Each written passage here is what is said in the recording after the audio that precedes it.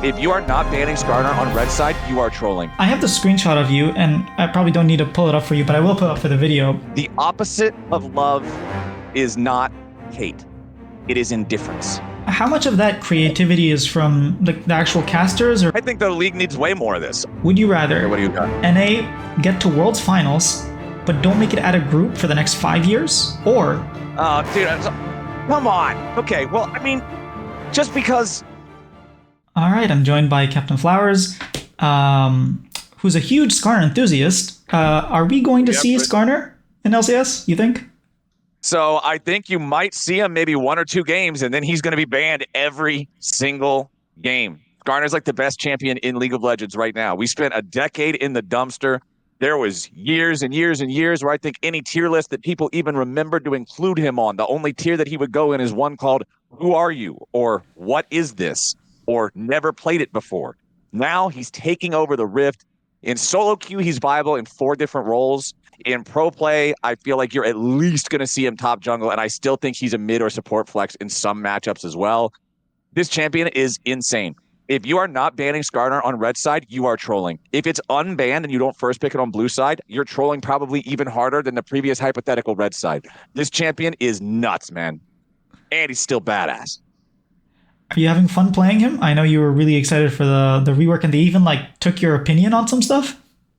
Yeah, no, he's super cool. I really like what they did with the rework. I really like the fact that they kept him a simple champion. They kept him this really threatening melee fighter. You don't have to have 300 APM StarCraft Grandmaster mechanics to play him. So I'm very happy that he's still approachable and playable for me.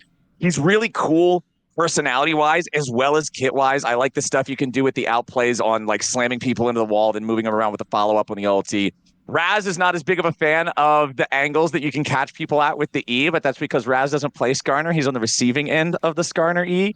But there's also just no feeling quite as fun, especially for me, because I spent years and years playing old Skarner, right? And once somebody got away from old Skarner, they got away from him, right? You didn't really have a lot of tools to finish off the kill. But now you just throw a big rock and they're down. It just feels visceral, and it feels deserved, and it feels like it was a long time coming, and now it's here. 2 thumbs up for Skarner.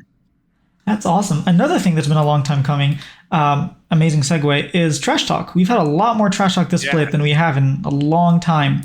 What's surprising is that a lot of people are flaming the APA on whoever is giving the Trash Talk. They're being a lot of hate is going towards them.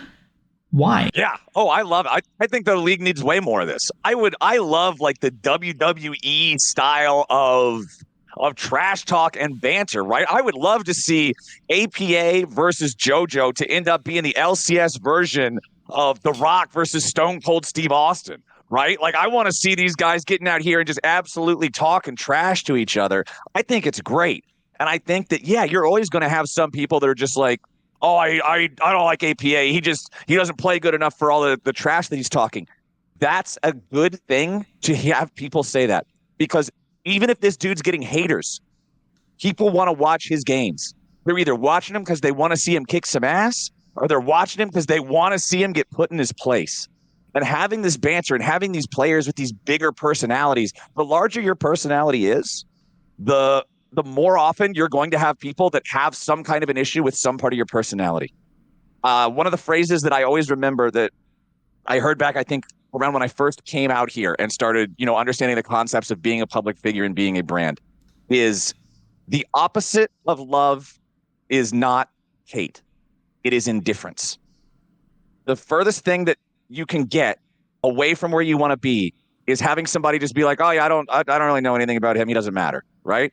But if you're out here and you're talking your trash every game, whether you're 0-10 or 10-0, and you're just being like, nah, forget this guy. I'm the best guy. This guy sucks. I'm way better than him. All of this, people are going to love that. People are going to hate that. But nobody's going to say, oh yeah, I don't really have an opinion on that. And I think building your personality, building your brand, building your presence in the league just makes you more fun to watch, whether you're the hero or the villain. Some people really like Cloud. Some people really like Sephiroth. Everybody's got an opinion that's played Final Fantasy VII. I like that. I played the prequel, so I'm a Zack fan, but I have the screenshot of you, and I probably don't need to pull it up for you, but I will pull it up for the video. Okay. What did You'll I you'll do? remember this. It's from your YouTube channel where you're doing this. Every time you get a question wrong, you have to put a sticker on your face. Oh, the anime girl stickers. Yeah. Yeah. When are we gonna get you to do a cast on the LCS with that on? Dude, come on. Okay. Well, I mean, just because yeah, I actually did pretty good in it. I think I got 7 out of 10 of those right. So I only had to wear like 3 anime girl stickers. But they've definitely, I remember, what was it, like Fairy Week or something in one of the previous theme things. We had like the Fairy Court skins and they had me put on like the little flappy neon wings or whatever. But I actually put them on backwards or upside down or something because I couldn't understand what I was doing. We've definitely had some goofy skits. I'm sure we're going to have some more silly stuff as a split goes on here. It's one of the cool things about some of the changes that we've made in LCS this year is just getting to do more creative, just weird stuff. So I'm sure there's going to be something coming. How much of that creativity is from like the actual casters or from maybe the production people? Is it more? Yeah, how does that work? Oh, it's a big collaborative effort. It's so every week for LCS we have what's called story meetings, right? The general LCS cadence throughout a week for us as on-air talent.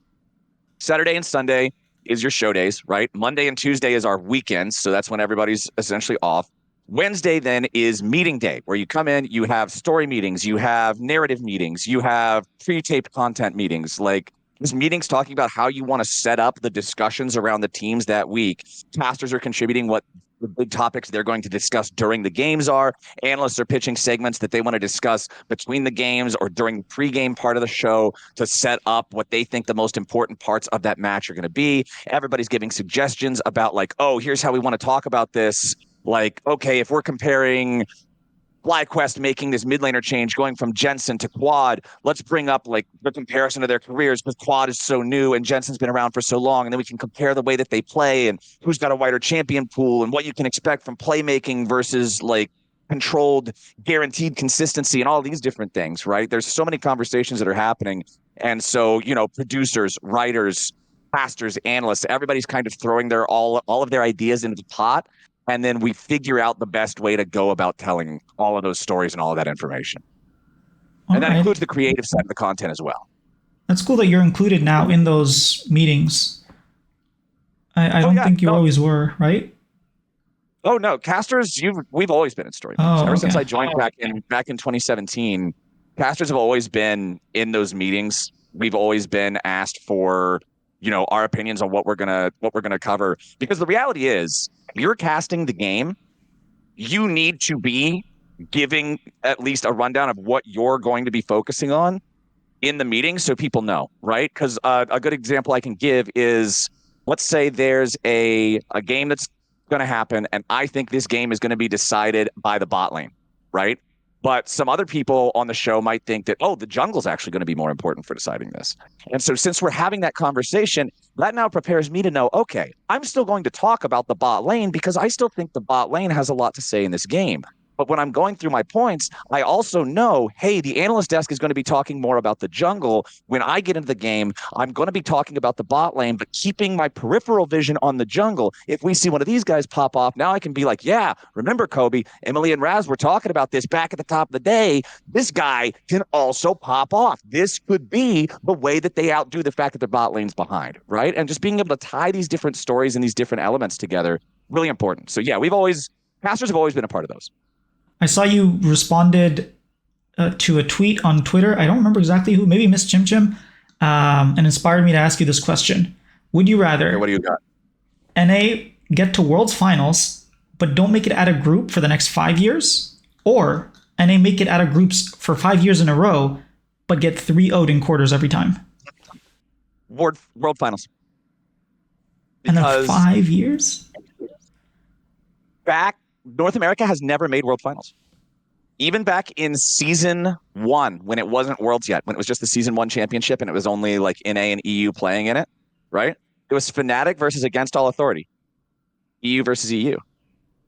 So North America has never made it to the World Final. North America has gotten to the quarterfinals multiple times before.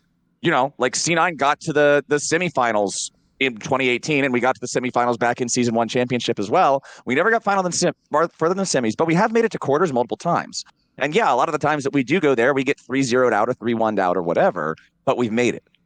A run to the world finals, especially in 2024, with like the apparent massive gap between Korea and China, and then NA and EU, having our best run of all time, making it to make it to the world final, especially with just how much more intense the competition is, that would you could ride that high forever. I would have to make a rap track for every single individual player on the team, including the coach, if they made it to world finals.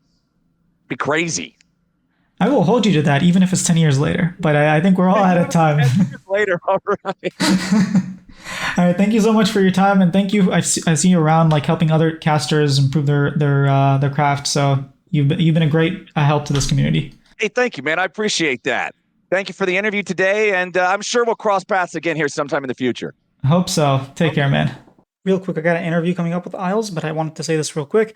I actually was supposed to interview Kobe. Like at first it was supposed to be Flowers, and then I was like, oh, Flowers is still busy, so we're gonna do Kobe. And then it was just really confusing because when I started, Flowers was there, and I was like, what is going on? And apparently they were like trying to figure out who was gonna go first, and I was just like completely dumbfounded in the beginning. I was like, my brain took a while to register, but it was a pretty cool interview. Hit that subscribe button because 95% of people watching aren't subscribed.